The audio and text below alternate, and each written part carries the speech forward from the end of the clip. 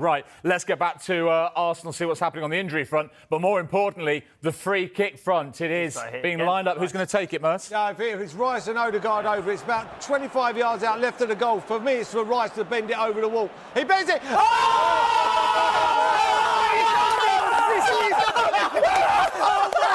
What a goal! Did you see? Oh my! He's in his free kick and he's bent it into the top corner. It's a phenomenal free kick.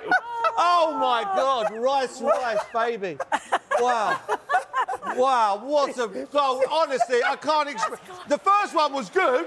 This one is better. It's unbelievable. And Courtois over that side, and he's bent it, whipped it, and you beat Courtois from there. It's unbelievable. What a goal! What a goal! What a goal! Oh, wow. I promise you, they're watching their games. Oh, my goodness. What did I just say? In 338 games for West Ham and Arsenal, Declan Rice had never scored a direct free kick. He has just scored two in 12 minutes. Two free kicks of the highest order. Beckham would have been proud of those. And Arsenal and the Declan Rice double are 2-0 up against the holders, Real Madrid. And Arsenal fans will enjoy watching those over and over again. Two beauties from the boot of Declan Rice. And Arsenal in control now against the European champions with 20 minutes to go. Wow, Jody Morris, what a night it was at Molineux. Great to have you with me, mate. It's still very much, as the Arsenal fans watching will know, in Arsenal's hands. However, for the first time, it is also in Manchester City's hands. Is this now Pep's title to lose, if I phrase it that way? Yes, I suppose you can say that. I mean, that's purely in the running, it has to be. But this is not a Man City team that we're used to seeing in previous seasons. I know last year they wasn't great. But again, this year, I don't think they've performed to the levels that Pep is used to his teams performing at.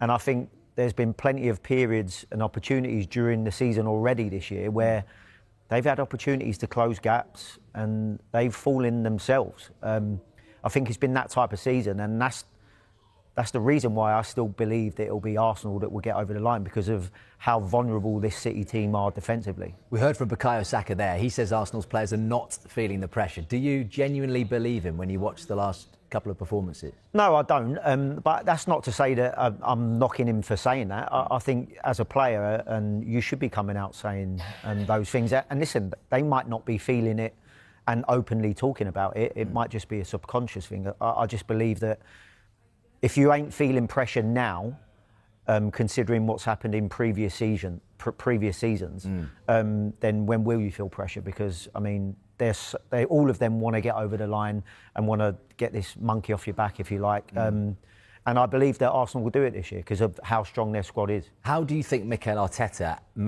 quite literally manages the situation of this pressure cooker now within his squad?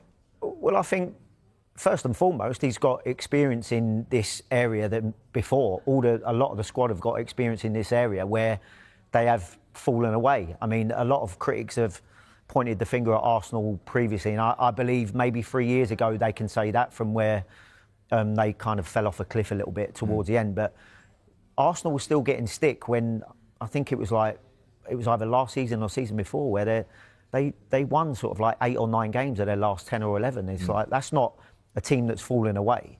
I believe if they do something similar this season, then I think they'll end up winning the league. But I believe Arteta will do similar to what he done, I think, when he spoke after they lost against Man United. And he just said, look, we need to gather our thoughts, make sure that we park that poor result against Man United. And they went to Leeds a few days later and absolutely spanked them. So I believe we'll get something similar from Arsenal. And look, let's be completely honest. Manchester City are not really convincing anyone, are they, as well? And since the turn of the year, they have picked up exactly the same number of points as Arsenal in those 8 games. It's 13 from a possible 24. I mean, that's mid-table form. But come on, those guys would have been watching the game last night. Pep won't admit it, the City players won't admit it, but they would have been dancing around their living rooms thinking this is now a chance for us. And they will be thinking, will they not, Jody? This is Arsenal's. The heads have gone it. Yeah, for sure. And that's what you need to be like spreading throughout that Man City dressing room. They'll be reminding themselves, saying, look, we've been in this position before, we've been behind Arsenal, and we've managed to get in front of them. But again, as I said, I believe that Arsenal have got enough in the tank to keep City at bay.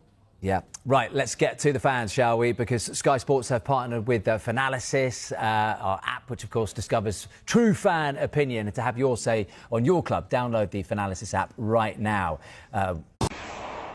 And joining us live now is Jamie Kent, Arsenal fan. Jamie, good morning to you. There's a lot of heat, as I'm sure you're aware. I don't know what the phone's been saying overnight, coming your way. And, of course, the Arsenal supporters' way as well. Even people saying you've got to rename the dog Win at the training ground. Well, how are you feeling this morning? Yeah, look, yesterday it was great for, an hour. And after that, I had no idea what happened. It's a performance in which you can't get away from it. Arteta said to yourself, take it on the chin. It was cowardly. It was pathetic at times. You've gone to a team with, all due respect, might be the worst in Premier League history at this rate. And you've kind of gone 2-up and gone, that'll do. We've seen City, Liverpool go to these sort of games in the past and get 3, 4, 5, get goal difference up. And for some reason, we'd set up differently and thought, yeah, that'll do. And no, you can't do it in the Premier League, even against a team like Wolves. And like Arteta said, take it on the chin. It's our fault. We've now got to respond. And what a game on Sunday to do it against Spurs. But before that, questions all around the club, for sure. Do you feel that pressure inside? Just explain what's going on inside that body this morning, Jamie, because is it the same thing as what's happening inside the Arsenal players when you watch them?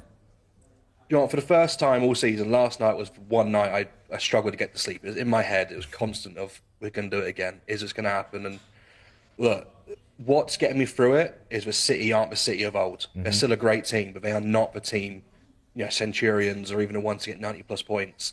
That's the only thing right now that's keeping me somewhat calm, that we can still do this. And I do think we still do it. Maybe it's not as clear as we thought weeks ago, 6, 7 points. But I do think if we can go to the Etihad with at least a 4-point gap, I think we can see it through from there. Jamie, do you think the game being Spurs is exactly what you need as a club to bounce back from this? I know it's obviously a derby and it's always going to be a tough fixture, but it's almost like if I was a player or a manager, this is the type of game that I would want, because you don't need any team talks to go in and face your North London rivals, do you? 100%. That's the one game of all the games of the season you think, right, okay, regardless where it is, whether it's at the Emirates or at Tottenham Hotspur Stadium, you don't need any pre-match talk, you don't need anything. Just look at the fans, look at them at the stadium, look at them before the game. That's the one game, if you're wearing the cannon, you have to be up for. No exceptions at all. There could be another side to that question though, that Jody asked. And Tottenham fans, I mean, does Igor Tudor even need a pre-match team talk? From a Spurs point of view, they say, look, you want to get some respect back on this football club's badge. Here's the North London derby at our place. They will have. They don't need motivation to dent your title race, do they?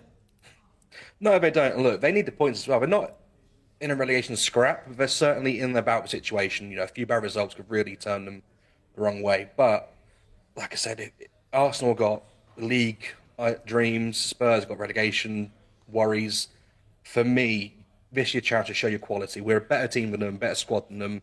They've got the injuries. Yes, they'll be a bit up for it, especially with a new manager. But this is the perfect time for Arteta to get the players in and go, look, you want to win it? You want to be history makers? Start now. Then you got Chelsea after that, which is another big, big game. Yeah, you better get the points in now, Jamie, because obviously you ain't going to get that many points against us. Jamie, come on, be honest, because this could be, right, and I'm winding you up a little bit here, but it could be a quadruple of second-place finishes in 4 years. Would this be, if that is to happen, the hardest of the bunch to take? Oh, by a country mile. Country mile. The first year, we didn't expect to be there. Second year, we went toe-to-toe pretty much, end of the season. I think it was 11 wins in the last 13. Last year, we had a few injuries, and Liverpool were just better. This year, a complete and utter meltdown. Bottle, throwaway, whatever you want to call it, pathetic. Nothing short of that. And if we don't win it, come what may, the club needs to have a real think about what is it? Is it the players? Is it Arteta himself that can't get it over that line? If saving grace, we somehow win Champions League, it's not replaced the Premier League at all, but it's definitely gone, okay, you've done that. Why can't you transfer that to domestic football and win the league as well? And a Carling Cup or Carabao Cup and FA Cup, that won't fix it if we don't win the league. But there was, as there always is, and there was with Liverpool a couple of seasons ago, all this talk of, quadruples. And it's still on the cards, right? All 4 are still on the cards. But come on, tell me how many you think Arsenal are going to get over the line out of 4. look, a few weeks ago, media were saying it, and rightly so, we're top of the league by a few points, League Cup final, top of Champions League, real chance. And I do still think we'd win a trophy this year.